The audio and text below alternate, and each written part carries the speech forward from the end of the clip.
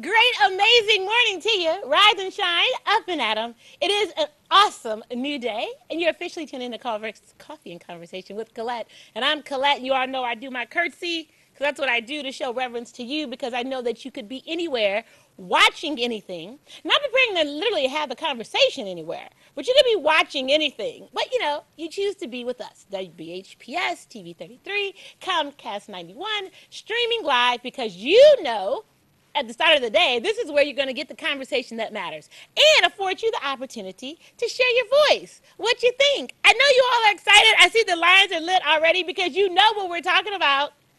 Election season is over. What's next? So I figured it was only appropriate to start on what is next for Michigan on today, since we have our hour time together, our hour of power. And then tomorrow, we're going to talk about the nation. And I know you all know, and you've seen what the president is kind of trying to put out there right now, and he's a little bit on the zigs. He definitely has some shenanigans going on because he still thinks it's a dictatorship, but it's a new day. Everyone, it's a new day. And we're still waiting. I'm still waiting for Florida. I'm still waiting for Georgia. I'm not conceding that yet. I'm not. And maybe in my mind, I believe that there was so much momentum. I believe that, of course, for the votes that came out, for what that looked like, we are winning. If you are a Democrat, you are winning. Absolutely. Because we were actively engaged to make a difference. And the numbers showed that. So I'm not over that yet. That's not over yet. I think we're going to learn some more today because based on some numbers specifically in Georgia, they're still counting. And so that would trickle an automatic recount. And so I think we're waiting to hear. I was listening to some national news this morning, and so that is what we're waiting to discuss with Georgia and Florida. And then, of course, we're going to get to Texas and what that looks like. But Michigan, I just need to know, are you pleased with the outcome for Michigan? Did you know, as reported in the Detroit News, Michigan's massive turnout midterm highest since 1962. Did you hear that? So the turnout hasn't been the highest since 1962. Let me give you some statistics as quoted. This was an article by Charles Ramirez from the Detroit News on the 7th, and he states such. More than 4 million Michiganians cast ballots on Tuesday's midterm elections, the most for a gubernatorial race since 1962, according to the Secretary of State's office. A total of 3.6, it's plus blah, blah, blah, blah. So 3.6, I'm rounding off, okay? Michiganians voted in the election outside of Wayne County, according to unofficial results recorded by Michigan Secretary of State. Add to the voters in Wayne County, which were about 99% of its voting precincts counted by noon Wednesday. The number of people who voted on Election Day exceeds the 4 million mark, everyone. It also states that the total of at least 52% of the state's voting age population, the most since 1962. Michigan has a total of about 7.2 million registered voters. Hey, and let's compare that Michigan had a record 4.8 million in the 2016 presidential election. So, Michigan, a couple things were happening that I think is so interesting. So, of course, you have Gretchen Whitmer, who is now the governor-elect, who will take office in January, will be sworn in, of course, with Mr. Gilchrist, who will be her deputy, and that will happen in January. And I don't want you all to talk about, okay, Collette, doom and gloom, but the Republicans still control the House and the Senate. So I'm just wondering, did you think that perhaps the party missed the correlation, missed how they needed to happen in tandem, because the conversation seemed so fluid with regards to the governor's seat, the gubernatorial seat, and who should be the candidate. But if you understand politics, you know that this is not a dictatorship. And so you need the state house and the state senate to be able to have those Democratic majority numbers also to be able to push your legislation. So it's kind of like what we're about to experience with the president and his neck of the woods. So Democrats, though, are controlling the House, but Republicans are still on the Senate side. And so guess what's going to happen? It's going to be a deadlock. So they're going to give a little here and then get a little here. And you saw the president. He already said, well, look, if you think you're going to start investigating me, if you think you're going to start asking for my tax returns, then we're going to have some problems. So that's over there. But as it pertains to Michigan, did you all think about that? So now if all the legislative bodies are Republican, but the governor is Democrat, there's a big fight ahead. Because I believe in the state that we can identify some things that I believe will be addressed. They don't have a problem with fixing the roads. I don't believe that. I believe that fixing the roads, allocating monies to fix the roads, okay, I think we'll be able to go with that. I think being able to go back and revisit and make corrections to Flint and the water, no, not so much, because Republicans were still the majority when all this happened with Snyder and it wasn't fixed. So that's how we're going to start comparing things. And then, of course, some of the items, I know there was a brief press conference yesterday with the governor-elect, and she stated some things that she wanted to address, and specifically, there were infrastructure. Her budget was going to do that, and there you go. And she has this advisory team, which consists of, as was stated, just a few people, Mark Bernstein, attorney, Dennis Archer, of course, attorney, former AG Barbara McQuaid, and Dr. Ramona Patisa.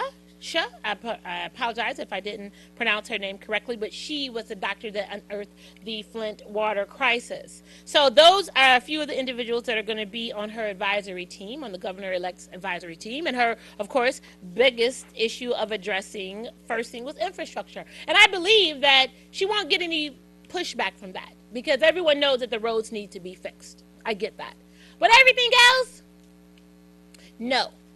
I don't think that it's going to be that easy and it's going to be interesting. And again, I'm looking at the party again because we didn't have a full conversation because, again, it's not a dictatorship. And just because you have a Democratic governor, but you don't have all the other arms, it's like, okay, I have a body, right? So I have a Democratic head, but my arms and my torso and my legs are Republican. How does that work?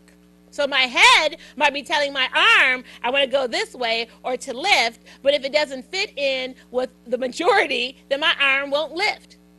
Or I might be saying, oh yeah, I want to kick, but because I don't control my leg because it's Republican held, then I won't kick. Do you all get where I'm going with this? Okay, so I want us to talk about that. What do you think is next for that? And then, we're going to talk about some of everything else just seemed like it passed with flying colors. Cannabis, passed. Recreational.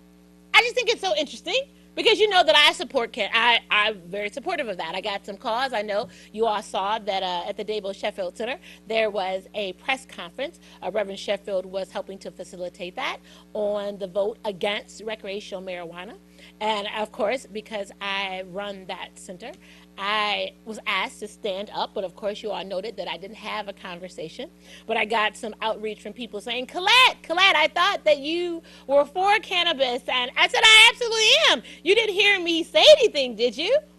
I hope you all understand. And maybe that's one of the lessons that a lot of us learn is sometimes you have to be in the room for other reasons, but your vote and your voice are still your vote and your voice when you get behind that partition. And I've always been very vocal in my support for cannabis for a majority of reasons, but specifically the business of cannabis. And I think it's so interesting that I believe Michiganians are in support of cannabis, of course, for recreational use, but the government is in support because they're thinking about the additional revenue, but the government can't adequately manage the medicinal cannabis that we have right now.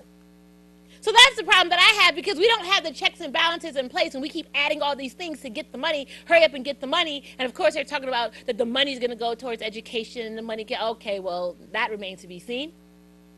But you keep constantly wanting the money, but you're not creating a structure that helps manage it in the communities.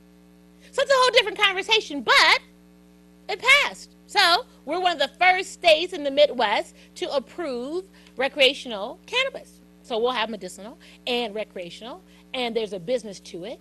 And I believe that people of color are missing the opportunity. And so that's why I would like to discuss the business of cannabis. That's another thing.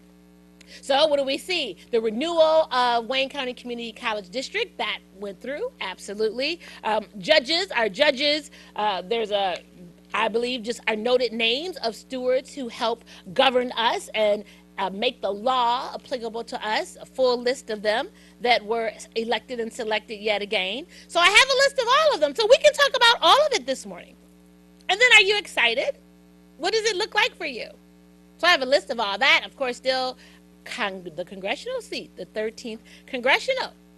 What do y'all think about that? And then, did you all notice a couple of things depending on where you were? They had some Green Party candidates. Did you all see? Mrs. D. Etta Wilcoxon was under the Green Party. And then David Bullock was under the Green Party. Did you have any thoughts about that? Were you a little shocked about that? And when you saw their names, did you vote for them? I'd love to know that. So that's what we're doing. I'm creating this time for us this morning to be able to have a conversation about everything, your predictions for what's next, if you are pleased with the outcome, if you understand what this looks like for us. I like this quote, and this is the one I'm going to open up today. Thinking isn't agreeing or disagreeing. That's voting.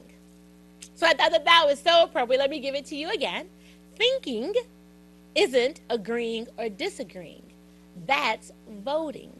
And so that quote was by Robert Frost, and I believe that we have all exercised our right. I hope that you exercised your right to vote, and that your outcome is favorable, that you are pleased with being a part of this electoral cycle. And of course, that doesn't negate what else you're supposed to do, what else we're supposed to do as we are citizens of these United States. The ball just doesn't drop right there. Like, oh, because I voted, that's it. No. That's a part of this whole process. But if we can, everyone, don't go anywhere. I see all the lines are lit. And I want us to listen to the acceptance speech from our governor-elect, because there's some key points, and I want us to start the conversation with that. So please indulge me for a few minutes. Let's watch the clip from our own Gretchen Whitmer, governor-elect of the state of Michigan.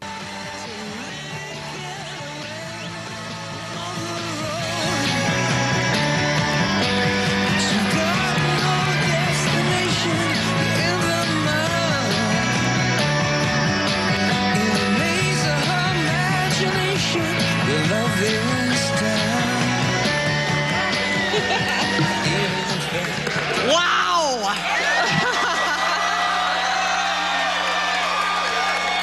I guess we're gonna have to fix the damn roads now, right?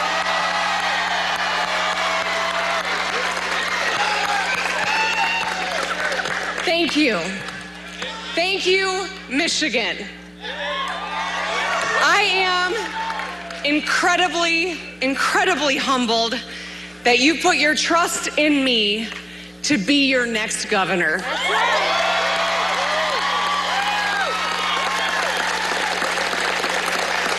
Early results appear to be a record turnout.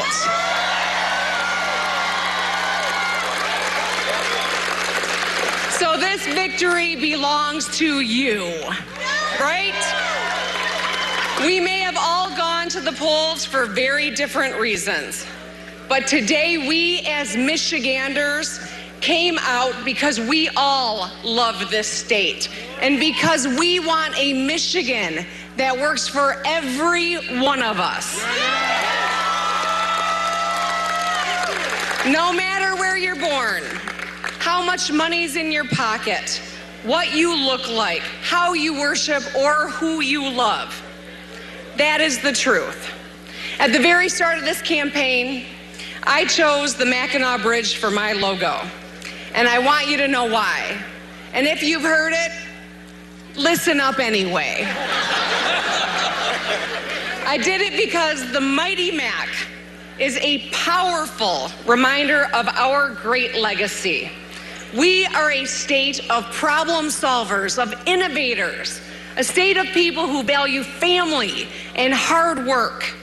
The Mackinac Bridge opened to traffic 61 years ago on November 1st. And to this day, it is still the longest suspension bridge in the Western Hemisphere. Y'all are happy you're even clapping for a bridge. But the Mackinac Bridge was built at a time where we had divided government, a Democratic governor and a Republican legislature, and a lot of people didn't think they'd ever be able to come together to build that bridge. In fact, most people doubted whether or not a suspension bridge 5 miles long over the Straits of Mackinac could even be built. And yet, Michiganders worked together. We built a bridge that brought us together and strengthened our economy. And at a time where we see too many people who want to divide us through building walls, I think we in Michigan need to get back to building bridges.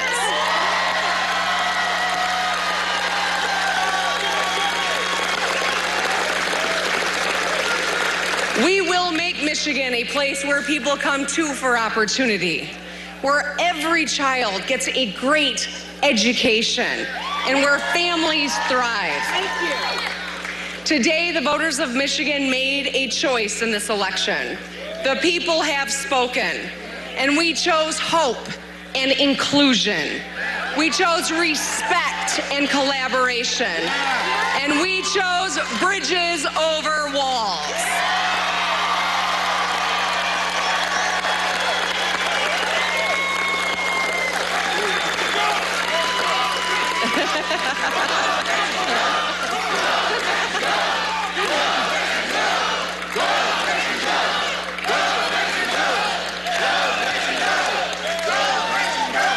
A short time ago, I got a call from the Attorney General, and I thanked him for his many years of service.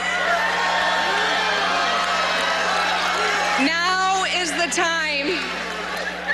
the time for us to come together and remember that our governor's office does not belong to any one person or any political party. It belongs to all of us, the people of Michigan.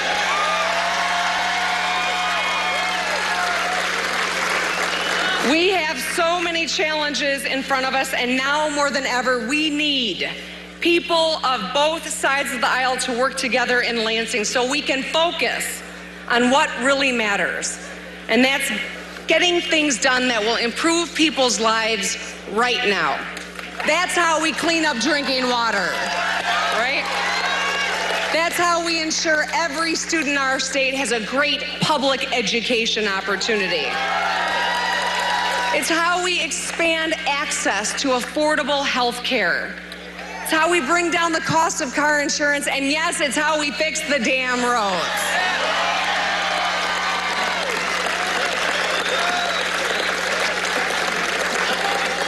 A lot of people worked tirelessly to help me get here.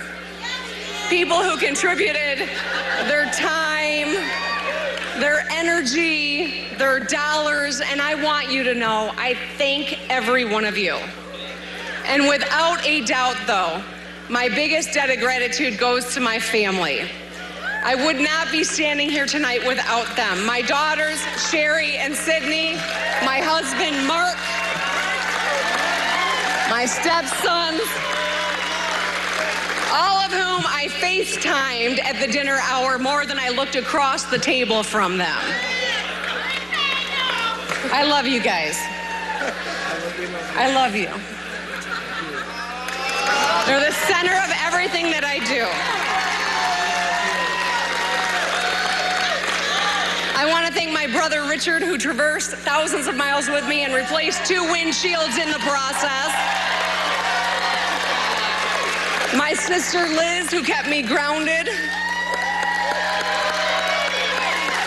My father, Dick, who's an incredible friend and mentor to me and grandfather to these two.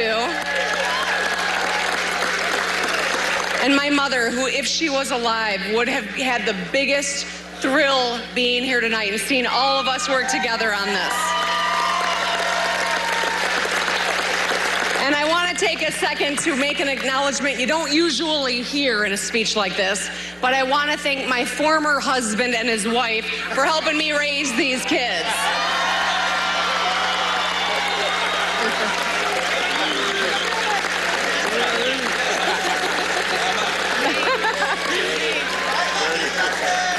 I love you too, Carter. Settle down. I'm almost done, honey. All right. So, it's been a long campaign, 22 months, almost 700 days. And I've learned a lot about our state. I've learned a lot about myself. But most importantly, I've learned so much about the hopes and dreams of the people of this great state. And for the last 2.5 months of this 22-month ordeal, I've had a great teammate, my partner, Garland Gilchrist.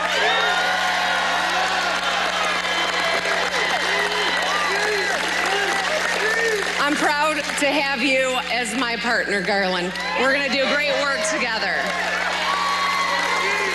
To the best campaign manager in the land, Eric Goldman, thank you for your steady leadership. We had a phenomenal team of people on this campaign. I did not get here alone, and they mean a great deal to me. And tonight, I want us all to take a moment to enjoy this, because this victory belongs to every single one of us. But tomorrow, I know you all are going to wake up late, but the real work for me begins tomorrow. And everyone, thank you so much. It's about 4 or 5 more minutes to her acceptance speech, Governor-elect. And if you'd want to get it in its entirety, you can just Google it and you'll be able to see all the rest of her comments. But I think the most appropriate piece that she stated was that it's about Michiganians. It's about the hopes of those residents of Michigan, meeting the needs and desires of those people that elected and selected her and her deputy into office. And so I believe that was my best takeaway out of that. Now, we don't have to talk about how we got there because we got there. We're there now. And so what do we do with what we have? What does it look like for us now? I want to know what you think. And I also want to add, before I go to the line, we also had 2 voting rights questions that passed as well, everyone. So Proposal 2, which was the initiative to create an independent commission to redistrict Michigan's political maps, passed with 61.2% approval, and a measure to reinstate straight ticket voting and ease access to the ballot box, Proposal 3, passed with 67.4%. And this was according to early results. And so, of course, there's going to be more. So here we are, Michigan. Here we are. What's next? I want to know. So thanks for your patience. I'm going to go to the line. Great, amazing morning to you. Caller, are you there? I can hear you. Okay, I can hear you now. I am so happy that everybody showed up and showed out. I worked at a precinct with 4, a church that had 4 precincts in there. Wow. And I encourage those young folks, don't demonize, legalize. I told them, don't be blind, sleepwalking, dead. Learn the laws, become too legit to quit, Nice. and start your business to support your families and your communities. And when it comes down to this plant being legalized, Yeah, and I said, know your laws when it comes down to the feds. yeah, And that's for old heads as well as young heads, because, you know, federally, you're not supposed to be in these subsidized buildings lighting up. And I've been to too many senior buildings where the whole hallways are smoking. So they need to learn the laws as well as they talking about our young folks. yes. I yeah. got a lot of testimonies for young people that told me why they were voting yes. They already got their records cleared, and they don't want to go through the mess again. So I just encourage anybody, whether you agree or disagree, learn the science, learn the laws, Yes. become a business, Yes. support your families, and be a benefit to your community. Yes. And I'm so happy that all proposals pass, because I'm definitely taking advantage of WC3 right now. But Yes. my son's helping me with my homework. I'm been getting straight A's thus far. Nice. Woo! And I say like this, free the weed and go after illegal foreclosing, water shut off, Flint and school poisoning, Yes. and redlining. Yes. If y'all really want to give an image and to demonize anything, you should demonize these laws that's causing so much hardship and austerities in our communities. Absolutely. Absolutely. Thank you for taking my thank you call. so I'm much just for so calling. happy that the charter didn't get in the hands of those money greedy junkies that wanted to open the book to further fill their coffers and leave you off on the hook. Ah, great point. But you all don't watch it. We can't get too comfortable because you know they're always going to be figuring out a way. So don't That's think right. that that's just it. This ain't just it. Now That's they're it. sitting having strategy sessions That's right. about how they're going to infiltrate another way. So just That's be really right. clear that I that's told what them, this is. Sure. they're counting on your ignorance. Stay clean, play safe from these trigger-happy police, Sure. and you just know your science, know your laws, know your history, and you should get through this. Absolutely. We will. Thank you so much for starting the Thank you. conversation. Absolutely. And everyone, and absolutely. And to her point, there was a great article in our own Detroit News that says Governor-elect Whitmer will consider forgiving marijuana crimes. There's expungement that's attached to all of this. And at the end of the day, our caller was absolutely correct. Why aren't you going after the opioids? I need to understand, I don't know if you all saw, there was an article the other day that the FDA has now approved another drug that's supposed to be 100 times more potent than fentanyl. I'll pull the name of it. I pulled down the article and I just couldn't even believe it. I'm like, are you serious right now? So with this opioid epidemic, and that's of course now it's, when it crosses the track and when other folks start becoming addicted and overdosing and dying and the like, then it becomes an epidemic, and now there's monies to be had about the communication and the training and of course the getting off of that type of addiction. But the FDA just approved another drug. So to her point, we're not having the right kind of conversations because you're sitting up here complaining about marijuana when we've had marijuana in our communities forever. Stop it. We know that we have. We just haven't addressed it for the masses as a business. And so I'm suggesting again for us to address it as a business. And I'm going to have conversations. You all know I had a show a couple years ago on the radio on 88.1 called Urban Kush, and I introduced the concept of cannabis as a business and the different areas of business. It's not just the dispensary. And I think I was a little too progressive at that time. And so I backed off a little bit, and I've been doing that work in other areas. But I'm going to slowly bring it back into us because we have to be educated. We have to know what the laws are so that we can make sure we don't fall prey to them. And I get it. Some of the individuals who didn't want the recreational approved because they said, okay, well, employers will use that at any time. They still don't have to follow that law. It's based on their independent rules that they govern, their employment policies, that they can still do drug testing and all that stuff. But they could have always done that. So that didn't change. None of those things have changed.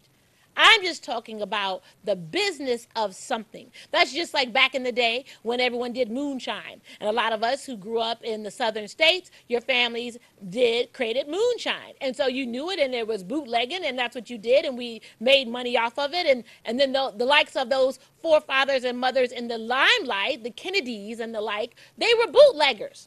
That's who they were. And that's how they made their money and then created these new images of perfect America. And so I'm just asking us, when are we going to realize that we can reap the benefits of this full America too now with a substance like cannabis? But we're going to get there, all right? Let me go to the line. Thanks for your patience. Great morning to you. Good morning, Collette. Good morning, Deputy Chief.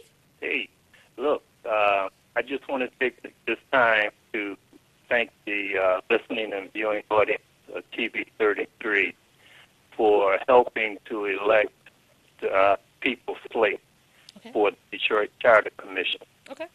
Out of six members of the slate, we all worked together, and we got 4 of the members elected to the Charter Commission. Okay. Joanna Underwood, Nicole Small, Tracy Peters, Barbara Ann Weiner.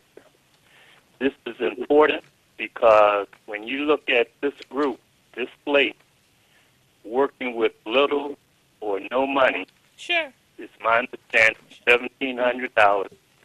Okay, they got the signatures to run for the commission Okay. within 48 hours. Okay. They pulled it off against fighting the corporate entity. Sure. For example, the Detroit, what is it? What's that group? The Detroit Regional Chamber. Okay. They raised, just the Detroit Regional Chamber raised $90,000 to put what we call mailbox candidates on the chart. Okay. Okay. Sure. And so moving forward, we want the listening, viewing audience to get behind this group, the people slate, and work with them for the future elected office in the future. It's great to see the young people get engaged. If you look at this slate, and seen it on TV 33, you heard them speak to the interests of the citizens of Detroit. Sure. Not one elected official that's currently holding office in Detroit did anything about the over $1 billion in revenue sharing that the state owes. Oh. Okay? Right. All right? Yeah. And so, like I say, the people slate, these members are speaking in the interest of the citizens of Detroit. We need to get behind them with our foot power and whatever financial resources that we can give, and we need to give on a consistent basis. Sure. Well, let me just add this too. And why is it that we always have to be reactionary? And I'm just going to put it out there. So we have all of these rumblings. I believe that people were so distraught about President Trump that now you had everybody across the country now saying, okay, because he's so bad, now I'm going to exercise my vote in my community versus I should always exercise my vote in my community to make sure I have the best community for me. You all ever wonder that? Like, why do we always have to be reactionary? Why can't it just be that, hey, we should have had these numbers and this turnout? I mean, do you all know for the Charter Commission alone, there was a total votes cast, 778,000 votes. 778,000 people. That's the importance of the Charter Commission. So why haven't we consistently engaged? Where are these 778,000 people at for the day-to-day issues that we're addressing? Is what I want to know. Because if indeed we exercise and realize our power consistently, not just on election day, we wouldn't have the issues that we're dealing with. That's just what I believe, Deputy Chief. Yeah. Okay. Now, when we get to this issue of the 13th Congressional District, sure. Brenda Jones needs to sit down. She needs to let the citizens know what she's going to do. Rashida Tlaib made the right move yesterday by more or less calling Brenda Jones out, by asking or telling her that she needs to let people know if she's going to try and hold both positions or if she's going to focus on her presidency of the Detroit City Council. Well, stay there for a minute because I believe, so today, starting... Well, no, that would be Wednesday. So the day after election, Wednesday, then she technically took the partial term seat. So she's supposed to be representing the 13th Congressional right now, the day after the election. And so it's my understanding that she can hold two offices. She can't take two salaries. So I'm assuming that she's going to take the congressional salary until the end of the year, and then come back to be a part of City Council. Well, what really needs to happen is the ethics, the Congressional Ethics Committee needs to come out and make this decision and make it right away. It should have been done before. But this mess about keeping the voters, citizens of Detroit, in the dark about what she's going to do, it's an injustice to the citizens of Detroit. I mean, And, I believe that. I believe that it's an injustice now, and it's been an injustice. yeah, Not just because you can't tell me from the last months and months ago that when this has taken shape and form and that you're running as a candidate, then you're focusing on the business of the city. right. You can't serve two masters. That's right. And so I just believe that it has been an injustice. I believe that something needs to be written that if indeed you are actively going to pursue another office when you are a current elected official, that you have to take a leave. Well, That's what I believe. And hopefully the people, candidates that won from the people's slate will fight to put that in the chart. Yes, it don't make absolutely. sense. Absolutely. This is what Brenda Jones is doing is a distraction. Sure. As far as Deetta Wilcoxon, Yeah. Deetta Wilcoxon, who claims she was supported by the Green Party, Yes. she needs to sit down also. Well, let me just say, and I'm looking at the numbers, so she got a Green Party. First of all, I'm not mad at her. Like, I think she figured that by any means necessary, she was going to figure out how to get in this race. Yeah. And so, let's see. The votes that she had for the 13th congressional as a Green Party member, let's see, election day was 6,168. AV counting 1,735. So she had a total of 7,900 votes. Yeah. I'm just saying, yeah. Okay. And so that was for the full term because she was on both. She was on the full term against Rashida Tlaib, and then she was on the partial against Brenda, and there she had 8,249 votes. So I appreciate the ingenuity. I mean, I'm not, Well, hey. and that's your right. That's Yeah, your right. I appreciate that. Yeah, but see, the whole thing is, if we're going to make headway as people in Detroit, we don't need to be playing these Jedi mind games. And to me, and others, that's exactly what it was. She's always popping up to split the vote, and that's one of the reasons we can't get anywhere in Detroit. Well, and let me just say, and I don't agree with that. I believe that That's opinion. But just hold on. That in the democracy you can do that, and I think the bigger issue is that we're always caught up with who's going to be the head versus the understanding that the people control the head. And if the people really understood that they have the power and their plan, then it makes no difference who the head is, who the representative is that you control them. You're the Geppetto to their Pinocchio. And so everyone keeps thinking, I mean, I would love all these people who had previously run for office who didn't get elected or selected. I don't know where they are. I don't know what they're doing. But I would have loved for all of them to get together and then say, what can we collectively do to make a platform, to show some power, and to raise some money for the people that we say we love and the people we say we want to serve, versus only when there's a seat that's open, now we feel that we can be most effective.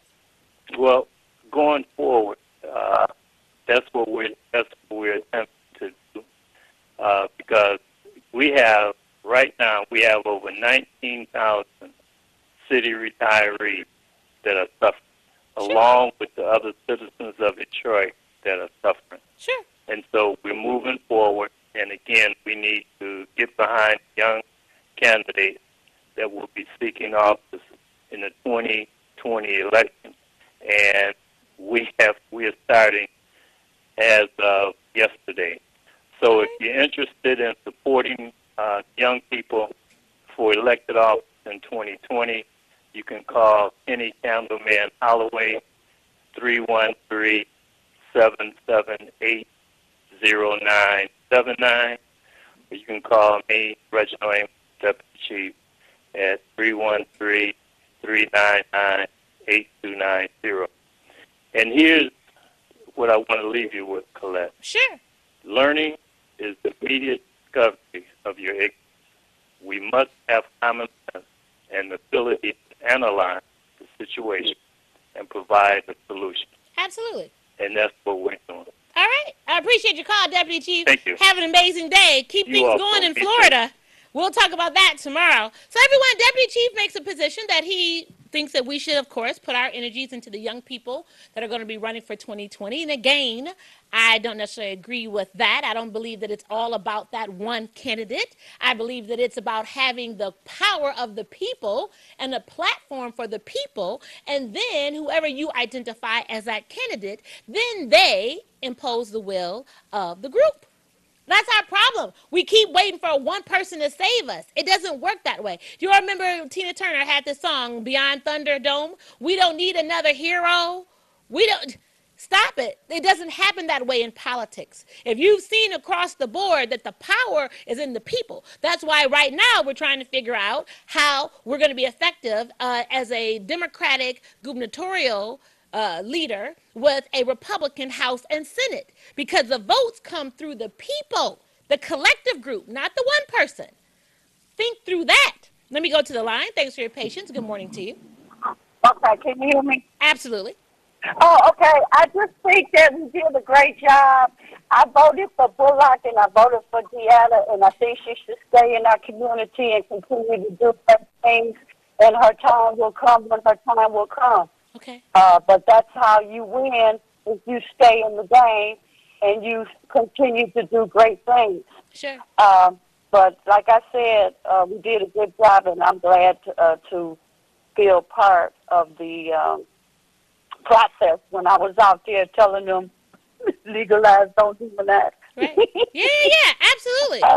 And I don't have a problem with it. I love your show. Oh, I love you. Thank you. And I want us to realize again that you can be effective without having the title. I believe that you can be more effective as an outlier than being an elected puppet. You'll realize that once you cross the threshold to be a politician, you are controlled by the monies of the group. Of the special interest. You don't walk in there like your independent self, like, hey, I'm going to do this, I'm going to do that. That's not how this works. Once you cross that line, you're controlled by the money. You're in the belly of a beast.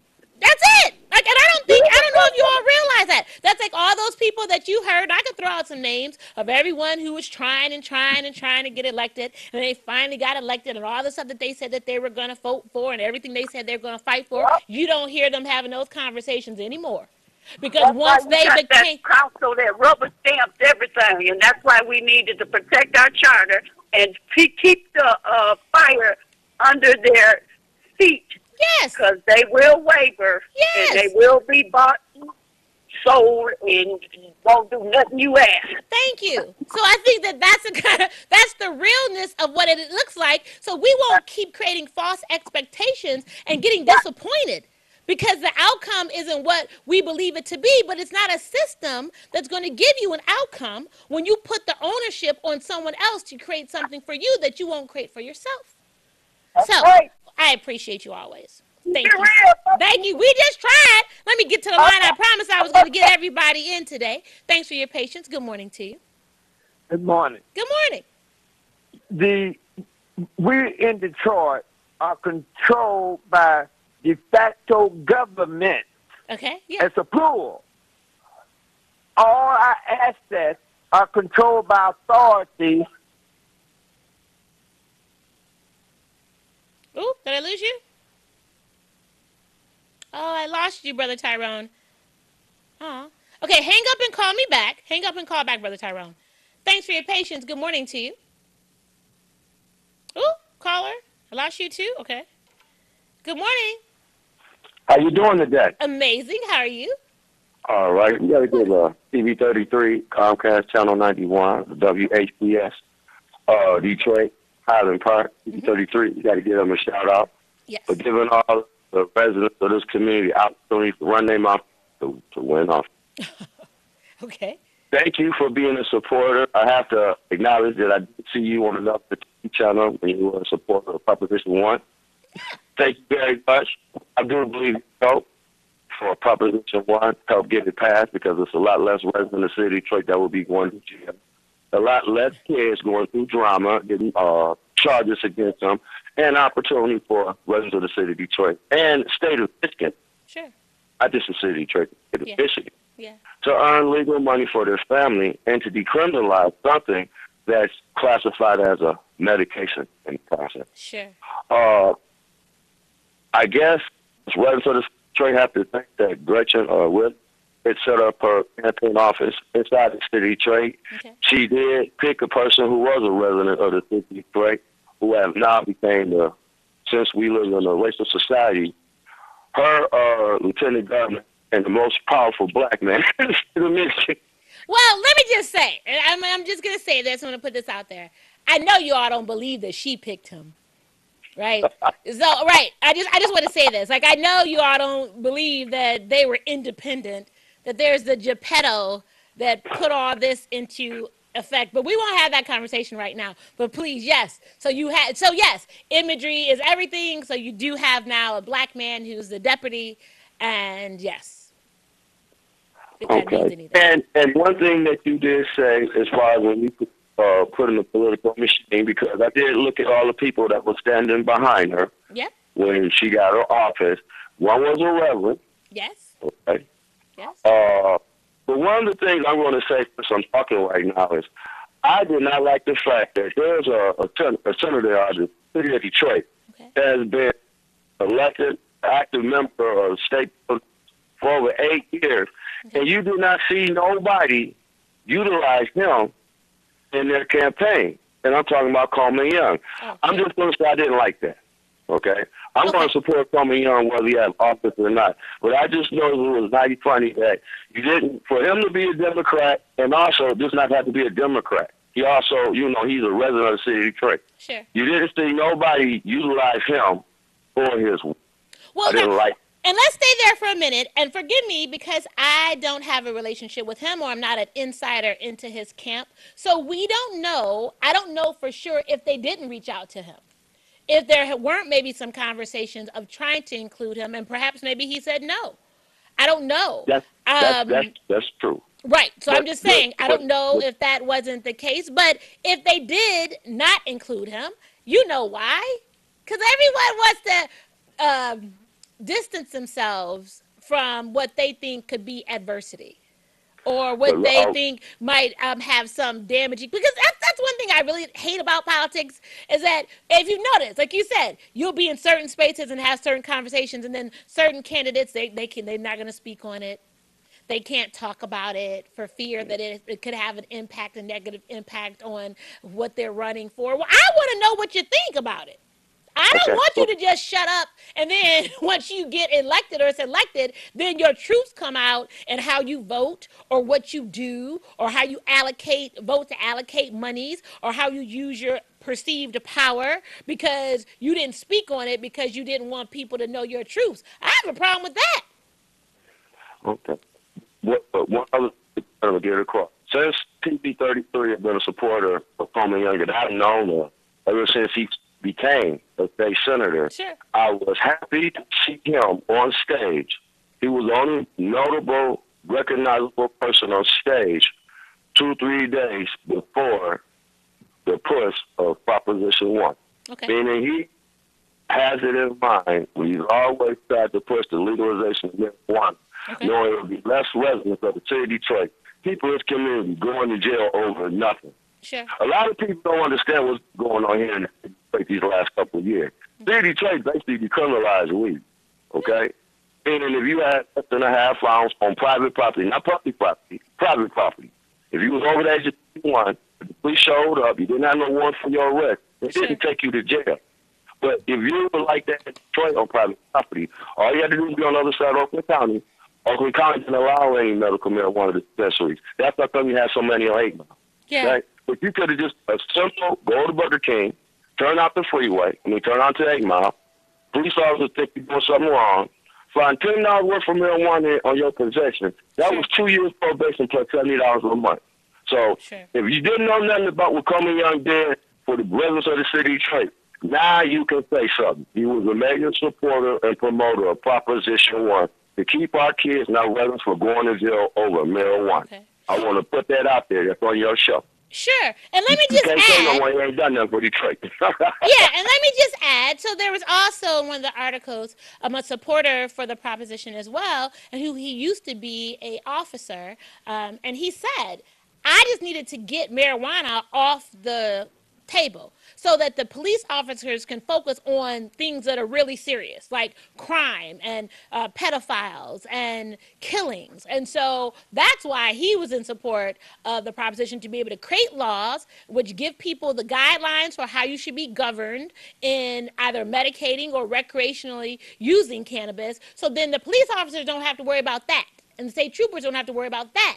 Now you can go and focus on the real crimes and the issues that are plaguing our society. So I appreciate that. But that's a conversation that the majority of us don't want to have, because realize that whoever controls the conversation, it's their platform. So you always have to understand what their motivation is. Because their motivation to get you to not support something doesn't necessarily mean that that has to be your truth or what benefits you.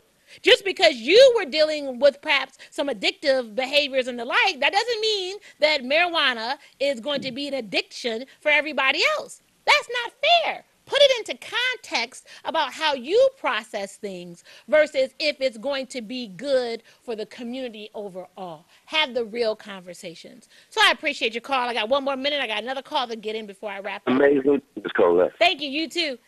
Thanks for your patience. Great morning. Yes, I'm calling back. Yes, please. You got a minute for me. Yes, the charter is the most important because we don't own any assets. Okay. But we got to stop them from taking our schools. Now, the best way we can do that, we got to institute city council at large. Okay. That will stop them from penetrating farther in from over the boulevard.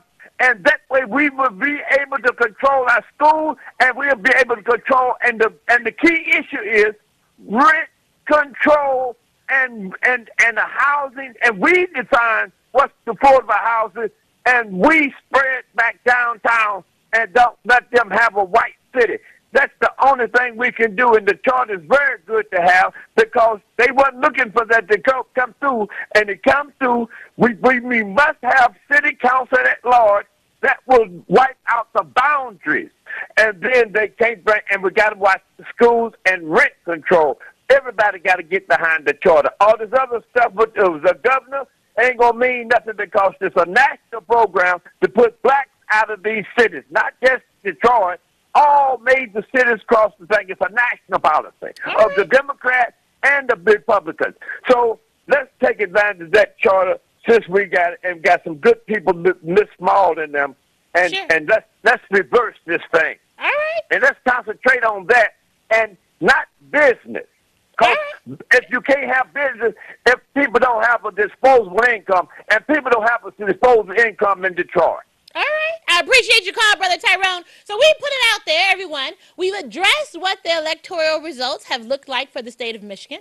Tomorrow, we're going to intro a little bit of Michigan, and then we're going to make it a broader conversation from a national perspective. I want us to talk about the Democratic control of the House and what that's going to look like for Trump. I want to talk about what it's going to look like, did you know, with Stacey Abrams. I'm still looking at Georgia. I want to know what it's going to look like in Florida next. I want us to talk about what's happening in Texas. And I just want to let you all know that, did you know, 56,000 voters in Illinois, House District preferred Holocaust denier to moderate Democrat. He got 56,000 votes. We're going to continue that conversation on tomorrow. It's all happening around us. I think that we have to be clear about why we support, what we support, and whom we support. And when we understand those components, then we can make the best decisions for where we are right now and to hold those accountable that we put in office. So we're going to continue more conversation on tomorrow. You all stay encouraged, continue to have the conversation, and to make your day amazing. I'll see you bright and early tomorrow morning at 7 a.m. for more coffee and conversation with Collette.